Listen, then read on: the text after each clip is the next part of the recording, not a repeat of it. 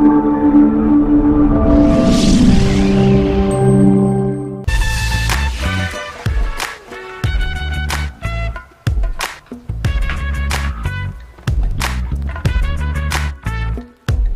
keep telling me to make it, yeah, to the spot where we would stay lit, and finish bottles never wasted, yeah, cause that's where I'm from. Hello and welcome to another episode of On Campus. I'm your host, Stephen Babb. Today we're joined by a very special guest, Solano Lady Falcons softball head coach, Nikki Gentile. Today we're going to get to know Nikki a little bit about her background, her softball playing days, and what recruits can expect when they come here to play softball for Solano. So Coach Nikki, tell us a little bit about your early playing days, as a kid growing up in high school. Okay, so growing up, actually, I played other sports. I played basketball and I ran track. My dad always says that he begged me for years and years to play softball, and I guess I always said no. I don't remember this. But I actually started playing when I was in sixth grade, and I only played 1 year of rec, and I went right into travel ball. And I after, say, my eighth grade year, my travel ball team actually practiced at Solano. So it's kind of funny to go full circle here. But that was kind of when I was told by my coaches, hey, you're good enough to play in college. And that's kind of when I set my mind to, going and playing ball somewhere. So. And where did you grow up? I grew up in Martinez, and I went to Alhambra High School, right across the bridge. Yep. So, that's something that it's kind of unique to softball, and maybe not so much to other sports nowadays, is the travel playing. So tell us a little bit about traveling with softball. So in California, it's very prevalent just with the weather. You play all year round, and the only break you get really is like the 2 weeks around Christmas. That's all I remembered. That was the only break I got. But I played on really high caliber travel ball teams. I played for the Sorcerers. We finished in the top 10 in the country almost every year. Really competitive. Every single one of my teammates played Division I ball. So that is impressive. Yeah. Talking a little bit about divisions in college, what do you think? You obviously went to college with softball. What do you think your opportunities would have been without the sport? Well, I was actually always a really great student. I graduated high school with a 3.5, from undergrad with a 3.5, and master's with a 4.0. So I think, I don't know if I'm the first on both sides of my family to get a degree. So I never really had the academic push. I just always was good at school. And so once the softball part came into it, my parents just really bought in, and they did everything they could to support me and make my decision to go and play. So seems like your parents and your family were really supportive about your playing of sports and your athletic abilities. What kind of part did they play to keep you focused in softball? Oh, my parents did everything they could. Travel ball's expensive. We played in LA almost every single weekend in the fall. I remember I would get to go to the first quarter of the football game, and then we'd hop in the car and make the 7-hour drive, and I get to sleep in the back. And my parents made a lot of sacrifices for me to play, especially travel ball, and to be able to afford the little portion of the remainder of college ball and everything. So. And I read somewhere that your grandfather also played a big part in your playing softball. Oh, my grandpa is my ultimate role model. He was an all-star, 3-time all-star in the 60s for the Orioles. And he held the Grand Slam record in a season for almost 30 years until '87. Yeah, Don Mattingly. So, he has still, even to this day, he'll call me and just tell me how proud of me he is. And Jim is amazing. That's awesome. It's really cool having grandparents that are very supportive like that, especially growing up. I also had a similar situation with my grandfather. He taught me everything about sports, all the major sports. I was very competitive as a child. I even found out later on, it unfortunately wasn't until after my grandmother had passed away, how competitive she was. She wanted to see a winner and a loser. Yeah. We watched every sport in the house except for hockey. We watched all the Olympics. We watched every award show. She wanted to see who was going to win. Hey, fair enough. That's awesome. And it's kind of cool in growing up with my grandfather, who played a lot of softball, and kind of getting to watch softball a lot as a kid, which, boys are all into baseball. Right. But for me to see adults who, aren't playing in college or playing in the majors, to be able to see them locally play softball really drew me to it. So it's been a lot of fun for me as a play-by-play guy to be able to watch you and the ladies play here at Solano. Let's talk a little bit about college and what you did there and where you went. So I was recruited out of high school, and I played at the University of Iowa. The coach that actually recruited me retired a month before I got to school. Yeah, and I had been committed there for almost 2 years. So I still went out. I had a fantastic scholarship and academic money, and I played there for 3 years under the new coaching staff. And then I actually started coaching high school ball, and in Iowa, it's in the summer. So I started coaching high school ball, and the lady that I was coaching with, she went to a Division III down the street and just graduated, was an All-American there, and she was like, hey, have you ever thought about transferring? And I really didn't, because I had a great scholarship, and like I said, I'm the first person on both sides of my family to get a degree. So it just really meant a lot to me to get a degree, regardless of how my career went, if that made sense. So my senior year, I transferred schools. I went to Coe College, Division III, in Cedar Rapids, Iowa, just 20 minutes north. We finished 9th in the country that year and hosted regionals, and it was just a great experience for me to like find that love again, for the game. So. And you were a gamer your senior year. You hit 411, you had 30 RBIs, and you crushed 11 home runs. So what was that senior year like for you playing, knowing that was going to be your last year? It just felt, it was a whole new experience. I had coaching staff that believed in me. When I went to Iowa too, I played infield, and I was recruited to play outfield. So I transferred, I was an outfielder again. And I was actually leadoff batter. So I remember there was like 3 games I led off the game with a home run. So it was kind of a nice, I remember, nice little punch to start off a game. Little Ricky Henderson. Yeah. Also, I will say I had 19 stolen bases my senior year. I led the conference in home runs and stolen bases. So. Nice. That is awesome, especially for a team to have a leadoff hitter, like a special weapon like that. That's really cool. Since you knew that was going to be your last year playing, do you have any thoughts on maybe softball having a professional program, maybe similar to like the WNBA for basketball? Well, they do. They have a professional league, and I think there's 6 or 7 teams in the league. And honestly, I would love to be able to play. The pay is not worthwhile. Yeah. But I generally do believe that if I got in shape, I think I could play. Still go out there. Yeah, I could still go out there and play. But now I live through the Solano girls and everything they accomplish. So. Yeah, that kind of goes to show how little exposure they have. I think it's kind of unfortunate. I have a daughter. She's 4, and she's already sits with me and watches baseball and basketball games. And I always tell her, you can do everything boys can, and you're usually going to be better. That's right. Because there's more focus, they're kind of just more engaged. Boys kind of, yeah. Girls, female athletes just really understand the big picture. Mm-hmm. I think a lot of it has to do with the fact that they're not going to, the chances of them going on and being a pro is very slim.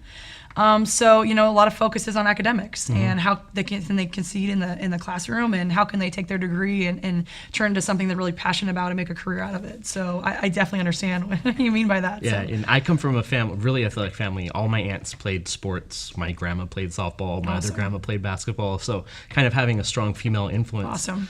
In Little League, I had a girl teammate in the majors, which is as high you can go in Little League. Yeah. She was a stud. She was our shortstop. And she way outplayed the rest of the guys. Wow. So having a daughter, I'm always kind of, you can do this. And a lot of times, little girls and boys, she's got an older cousin who tells her, that's not for girls. So I'm like, no, tell her girls can do this That's too. right. You keep telling her that. Yeah, absolutely. Now, what kind of, you have a degree in kinesiology. And so what do you expect, or what do you use that degree for today? Something like in the kines background that really helps is I run our weight training classes. So all the girls, they lift with me, and I make programs that are super specific to our sport. Because softball, you go really hard and you rest. There isn't like a long period of exerting energy. So I make our workouts really specific to our sport. I also have a master's degree in athletic administration. So since my undergrad is in kinesiology, I can teach in our kines department. Like this summer, I'm teaching a yoga class for Solano. And then in the fall, I just teach our softball class and our weight training class. So. Oh, that's really cool. I might have to look into that yoga class. Yeah, there you go. I need to be in a lot better shape. What drew you to coaching and teaching? When I mentioned when I first started coaching high school ball, I actually was a nutrition major for 3 years at Iowa. I thought that's what I wanted to do. And as soon as I started coaching high school ball, I instantly knew. I knew this is what I want to do for the rest of my life. And so ever since then, when I transferred schools, I had to change my major. So the kinesiology route was just more fitting for the career itself.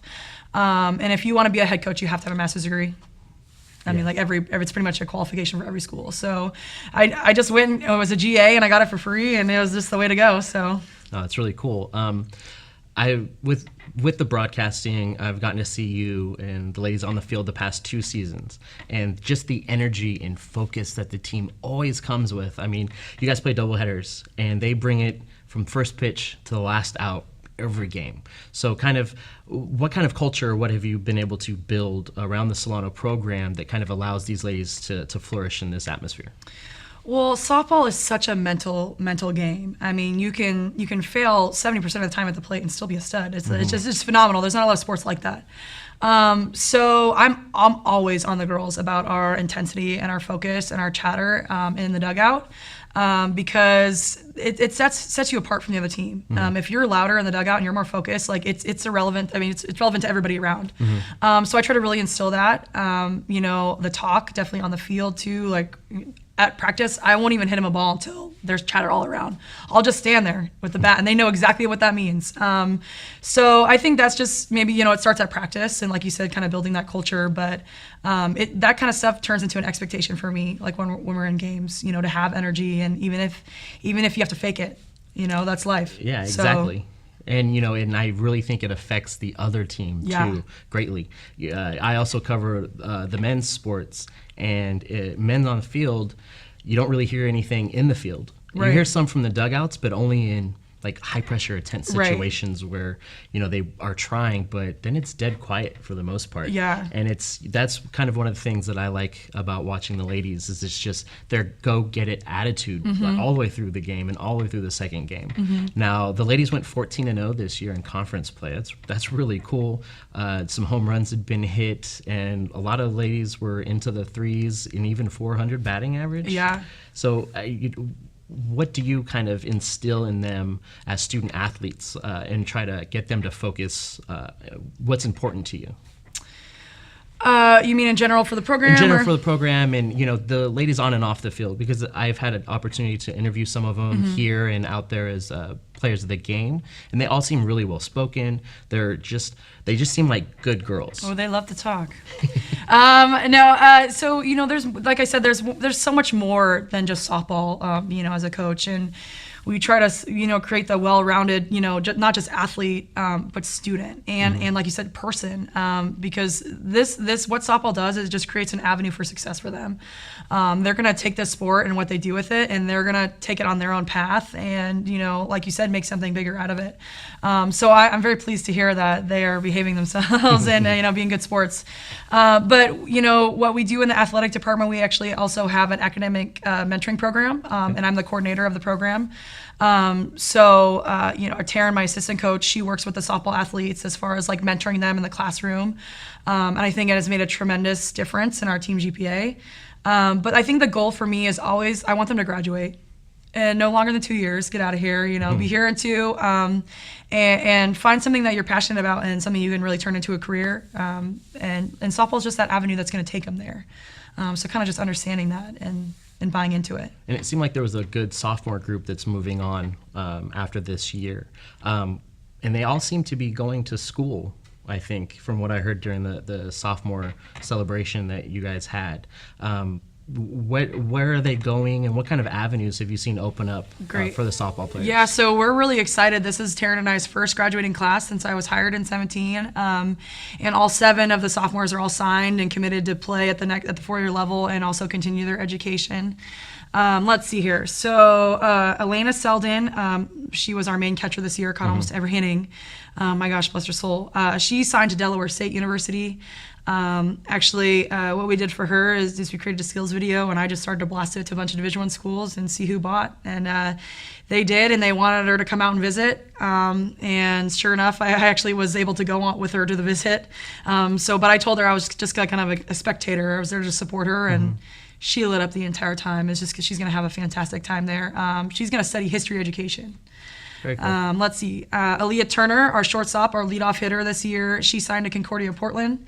Fantastic private school. They just actually won their conference this year, and they expect her to jump in and be the starting shortstop, leadoff hitter like she was for us. And I think she's going to do great. She wants to study psychology. Her defense was on point this season. She is just a tremendous athlete.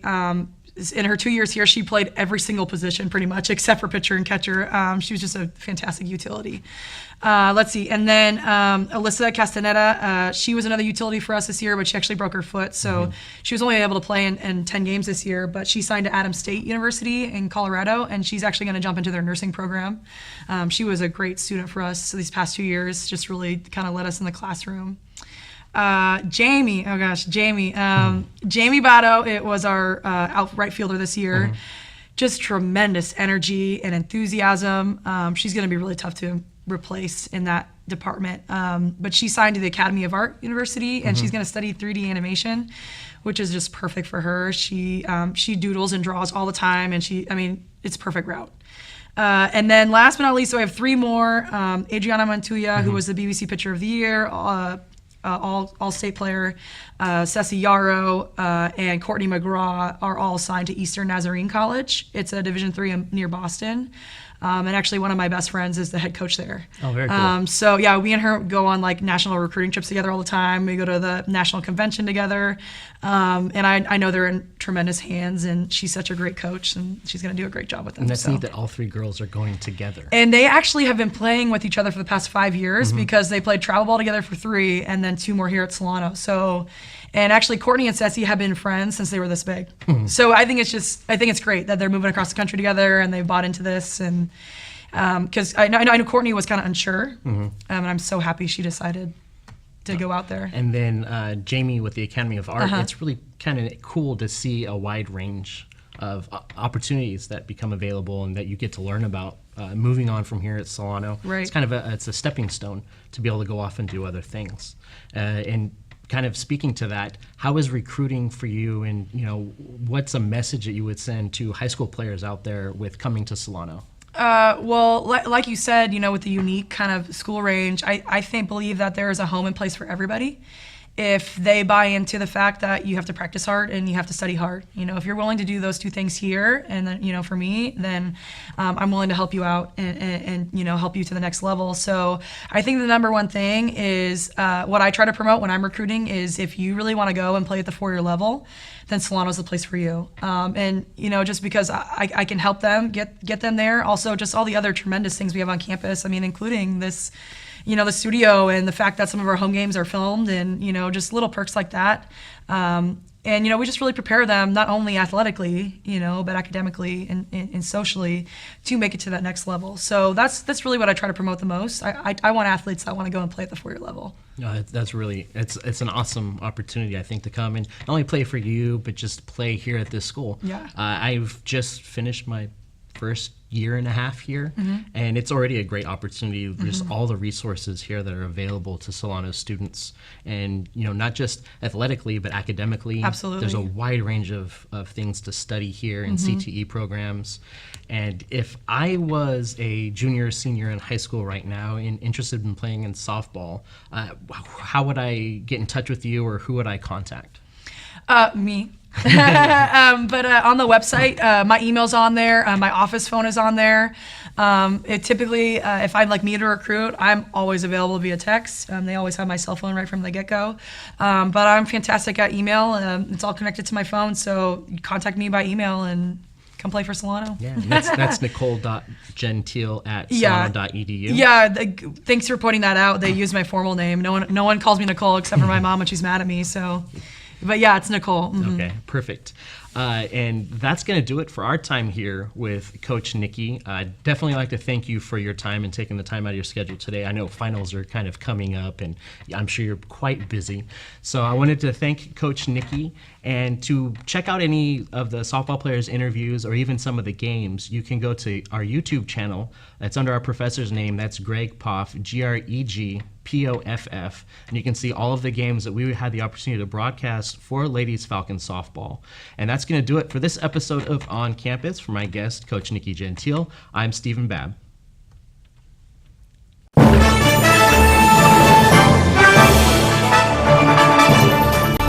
The exponential growth from the program from my first year to my 3rd year now, that's what keeps me coming back and keeps me excited and just fulfills me as a person. It's so impressive, and we every time we walk in here, you guys are doing something different. It's great. It's nothing but opportunities here, and we have sports to cover, we have the equipment. Because the more ambitious you are, the more opportunities you'll have. On-the-job training is huge. Get the hands-on experience. When someone asks who can do it, you can raise your hand and say, I can do it. So Joining the class was the best decision I ever made.